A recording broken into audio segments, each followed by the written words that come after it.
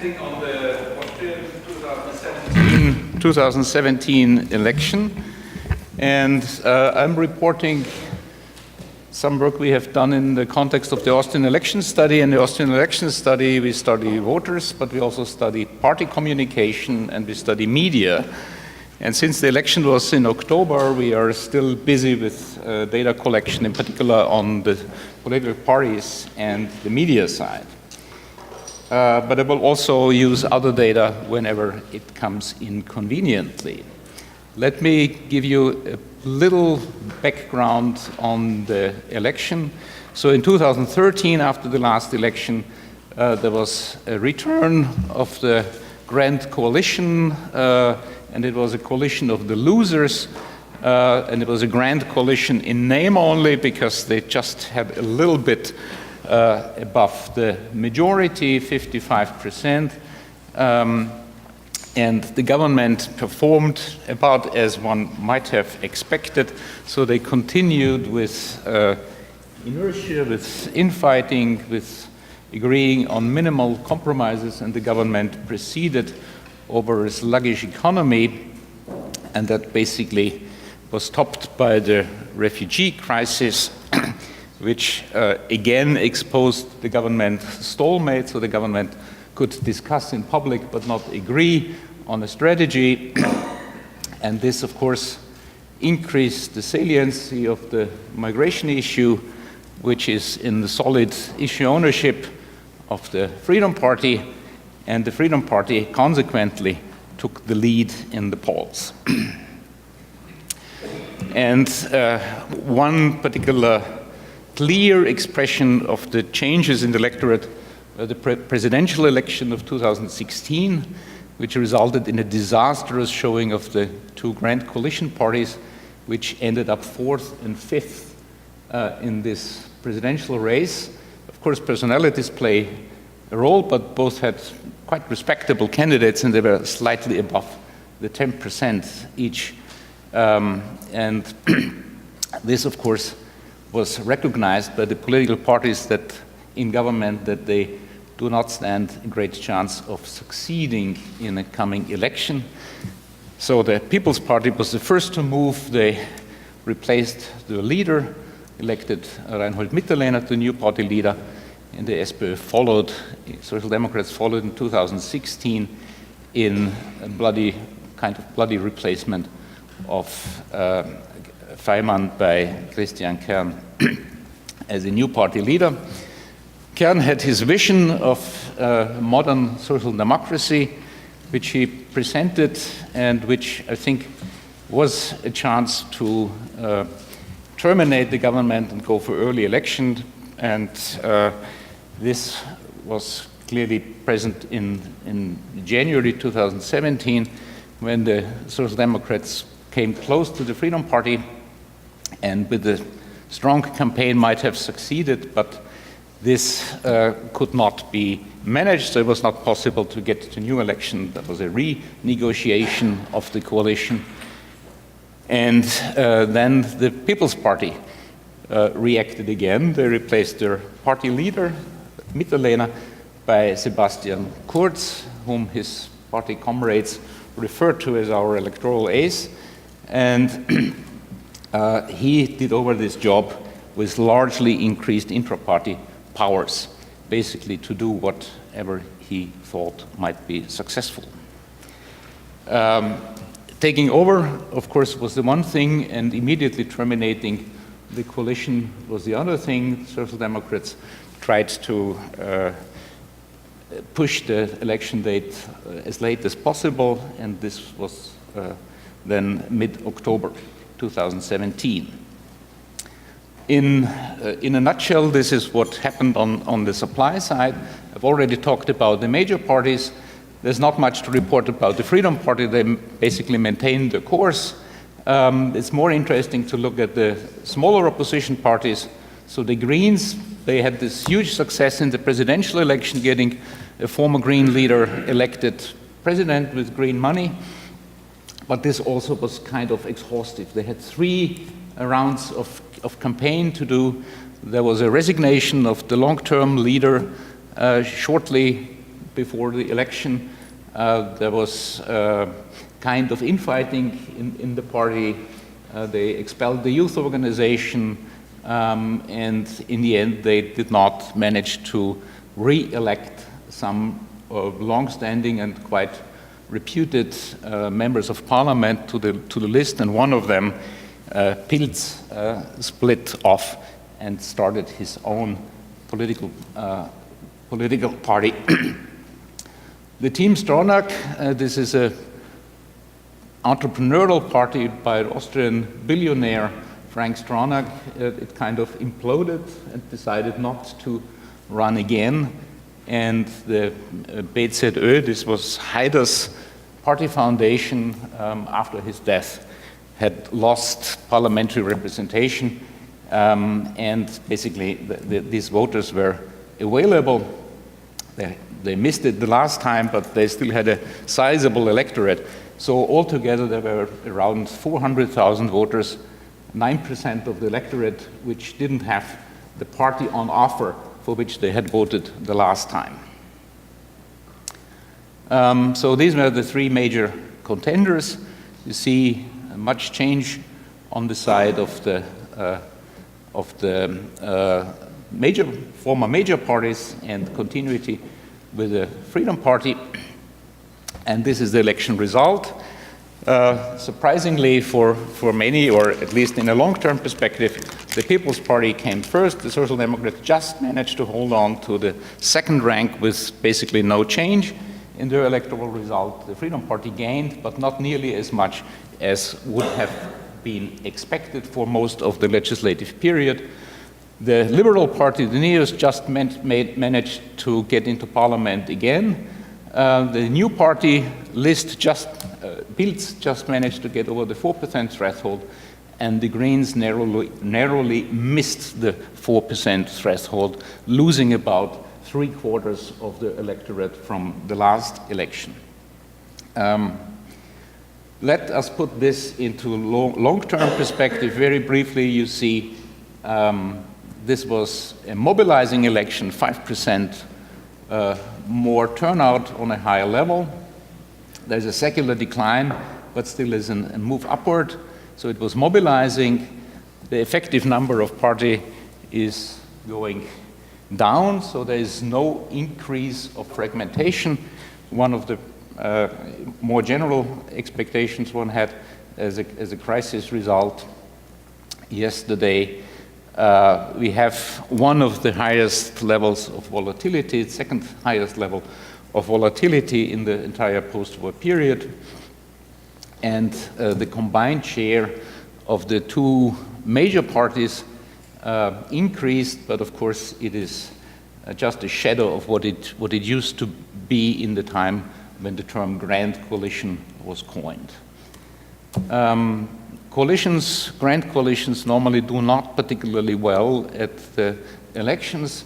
There were only 3 occasions when they sizably won new votes, and this was one of these occasions, but of course, as we have seen, this was all for one of the 2 government parties. If you look at this from a more ideological perspective, you see this was the worst showing of the combined left ever in the Second Republic, just 36% for leftist parties. This is a timeline which ends in 2013, because the parties have done us the great favor in the Austrian election study to produce the longest ever election manifestos with some 100 pages each. This still takes time to code, but you see generally economic issues are more important, but cultural issues are on the rise in the long term.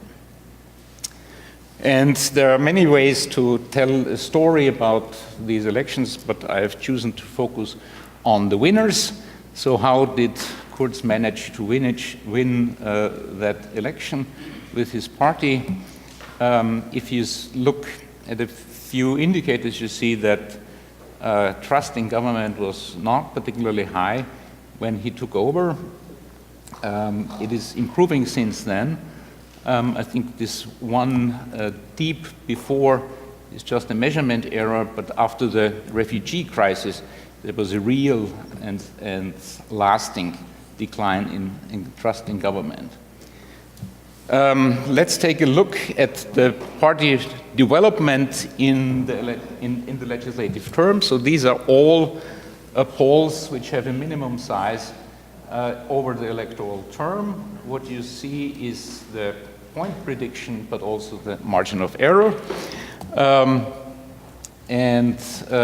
You see the Freedom Party took over the lead quickly after the Grand Coalition was renewed.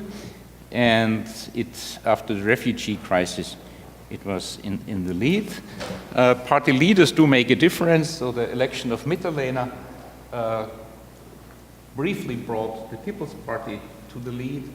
The election of Kern to the Social Democratic leader brought the Social Democrats close to the Freedom Party, and the margin of errors overlap, as you see. And the election of course, this was a really spectacular thing. And it was a more lasting effect than the other two. And there were, of course, other things. So there was a post-election hype for the new party, for the NEOS. Then the refugee crisis, which had a long-lasting impact. And there was the green self-destruction, which can be shown in the polls which I mentioned earlier. If you look at the popularity of the party leaders, you can clearly see the rationale why the People Party decided to replace the leader Mitterlehner, who was a good leader, but didn't get a single chance to test his popularity in elections, which is unusual for the People's Party. But there's clear rationale for replacing him, given that they had Kurz. And you see also that Kurz was the most popular of the leaders all of the time, with Kern declining towards the election. This was also true during the campaign. There is not much change. Kurz was in the lead, Kern was second, Strache third. Let's look at the migration issue. The conventional wisdom is there was the refugee crisis. The refugee crisis increased the saliency of this issue and the electorate, and led to more anti-migration sentiments among the voters.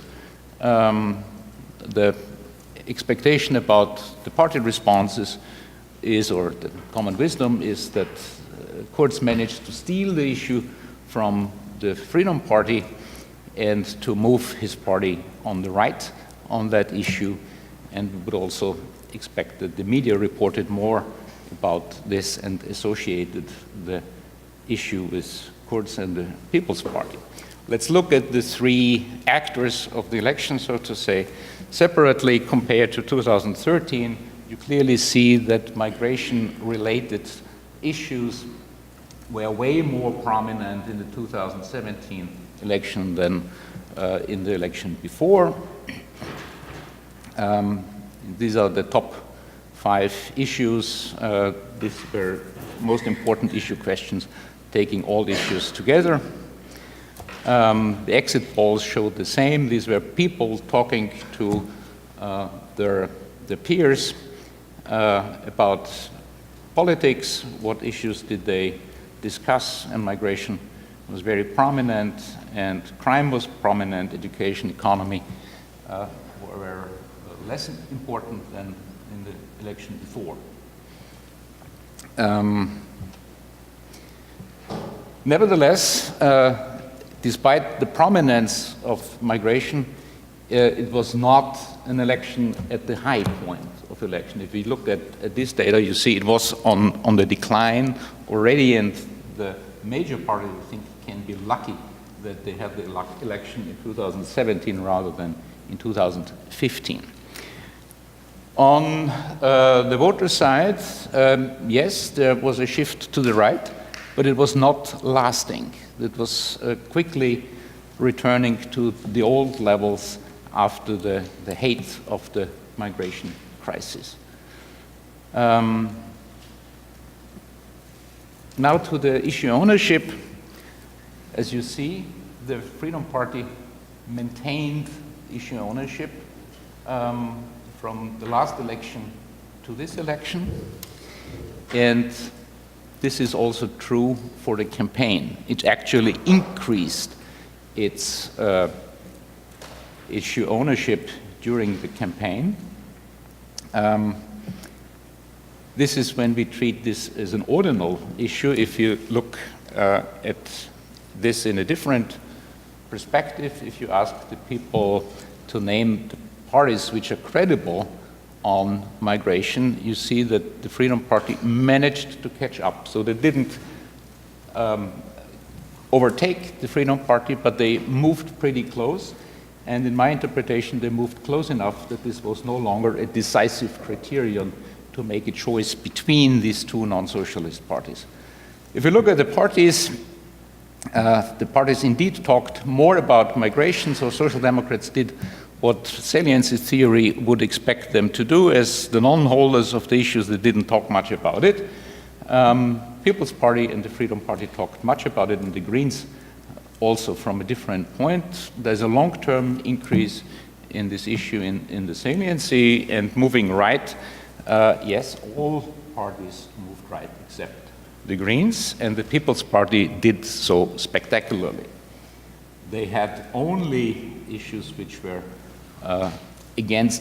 only press releases which were critical on migration from the one or the other side. Looking at the media, we see a greatly increased saliency of the migration issue in this campaign compared to 2013. So the expectations are sometimes, or most of the time, met, but with regard to the issue ownership, it's clear the Freedom Party maintained issue ownership, but the People's Party managed to come close enough so that this was no longer decisive. So in a nutshell, the winning strategy of the People's Party was to have the most popular leader, and they managed to transfer his valence advantage to the party, which is not always possible. On the migration issue, as I said already, they managed to neutralize this issue, making the People's Party a credible party. There was the chance that other criteria could be weighted in the electoral choices, so you could also consider that the Freedom Party might be considered a grossly incompetent party when it comes to the management of government, the economic issues, and so on. So, finally, there was this wide open electoral market with 400-something thousand voters which didn't have a party to vote for. And clearly they were, in a way, left of the Freedom Party because they didn't vote for the Freedom Party the last time. And so this was a good chance for the People's Party. If we look at those electoral districts where these minor parties have done particularly well in the last election, you see that the People's Party did particularly well in this election. So this is a strong indication that the People's Party managed to pick up mostly from these parties. This is, I think, the best grip on that, because voters tend to forget if they voted about parties which do no longer exist. If you look at Austria after the 2017 election, we had the expected formation of the cabinet of the right-wing or center-right parties with a solid majority in parliament. Since then, there is no major change in the polls. If we look at the individual party fortunes in subnational elections which have happened so far, we see that the People's Party gains, but regional factors may also account for that. Social Democrats gained, but again, regional factors may have helped. The Freedom Party gained, but not nearly as much as was expected. And the Neos gained in managing entry in 2 of the 3, and the Greens suffered losses and were able to survive in 2 of the 3 regional parliaments. And Pilz simply decided not to run in these elections. So basically that's, in a nutshell, what I wanted to say about the election.